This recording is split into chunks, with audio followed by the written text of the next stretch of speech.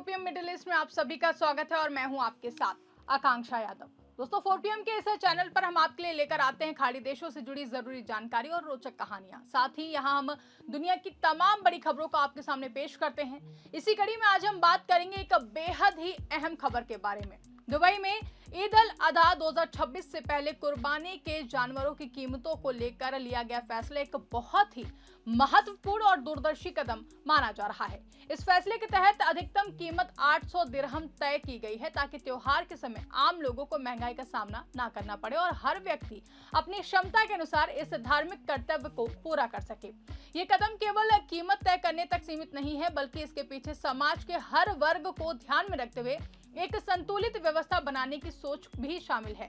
आपको बता दें कि ईद अल अधा इस्लाम धर्म का दूसरा सबसे बड़ा त्योहार माना जाता है और इसे पूरी दुनिया में बड़े सम्मान और उत्साह के साथ मनाया जाता है। इस त्योहार का संबंध प्रोफेट इब्राहिम की उस ऐतिहासिक घटना से जुड़ा है जिसमें उन्होंने ईश्वर की आज्ञा का पालन करते हुए अपने सबसे प्रिय चीज की कुर्बानी देने का निश्चय किया था।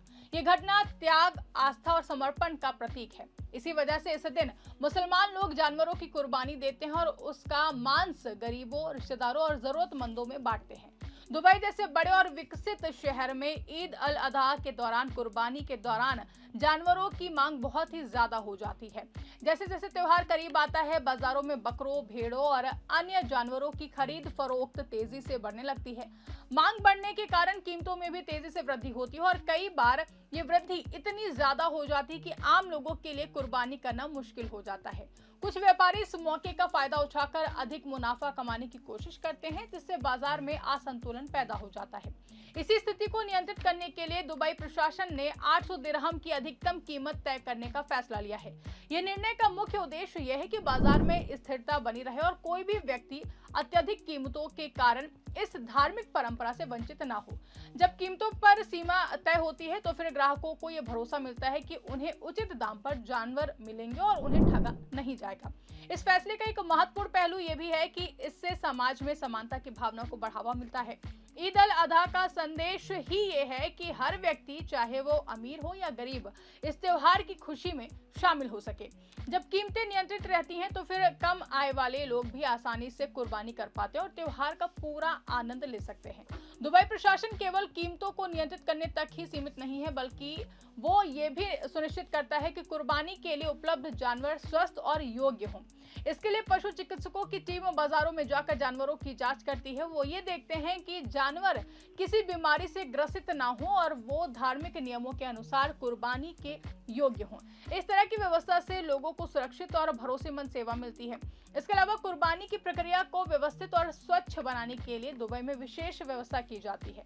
शहर में अधिकृत स्थानों पर ही कुर्बानी करने की अनुमति होती है, जहां साफ सफाई और स्वास्थ्य के सभी नियमों का पालन किया जाता है। इससे पर्यावरण की सुरक्षा होती है और शहर में गंदगी फैलने से रोका जा सकता है। दोस्तों, जैसा कि आप जानते हैं कि आज के आधुनिक दौर में तकनीक का उपयोग भी इस प्रक्रिया को आसान बनाने में किया जा रहा है। लोग ऑनलाइन प्लेटफॉर्म के जरिए कुर्बानी की बुकिंग कर सकते हैं, जिससे उन्हें बाजार जाकर भीड़ का सामना नहीं करना पड़ता है।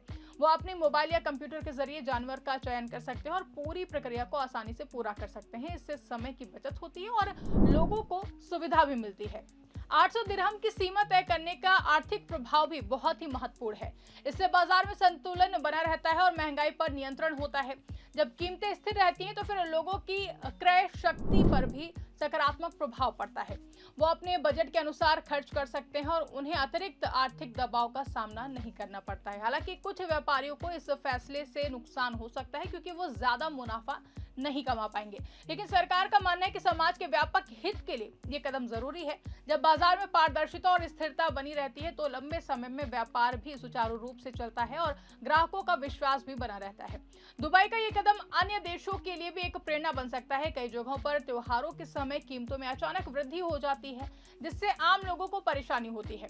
अगर अन्य देश भी इस तरह की नीतियां अपनाएं तो वो अपने नागरिकों को बेहतर सुविधा प्रदान कर सकते हैं और त्योहारों को और भी ज्यादा खुशहाल बना सकते हैं। इस फैसले का एक सामाजिक और मानवीय पहलू भी है।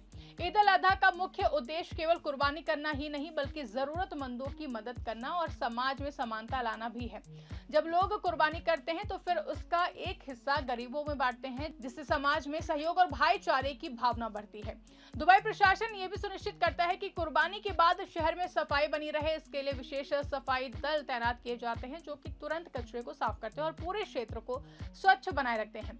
इससे बीमारियों का खतरा कम होता है और शहर का वातावरण भी साफ सुथरा रहता है। इसके अलावा लोगों को जागरूक करने के लिए भी विभिन्न अभियान चलाए जाते हैं। उन्हें बताया जाता है कि कुर्बानी कैसे करनी चाहिए, किन नियमों का पालन करना जरूरी है और किस तरह से साफ सफाई बनाए रखनी चाहिए। इस तरह की जागरूकता से लोग अधिक जिम्मेदारी के साथ इस धार्मिक कर्तव्य को निभाते हैं। दुबई की नीति ये दिखाती है कि वहां की सरकार अपने नागरिकों और निवासियों की जरूरतों को समझती है और समय समय पर ऐसे फैसले लेती है जो समाज के हर वर्ग के लिए लाभकारी हो। ये केवल एक आर्थिक निर्णय नहीं है बल्कि एक सामाजिक और धार्मिक संतुलन बनाए रखने का प्रयास भी है। कुल मिलाकर ये कहा जा सकता है कि 800 दिरहम तक कुर्बानी की कीमत तय करना एक बहुत ही समझदारी भरा और सकारात्मक कदम है।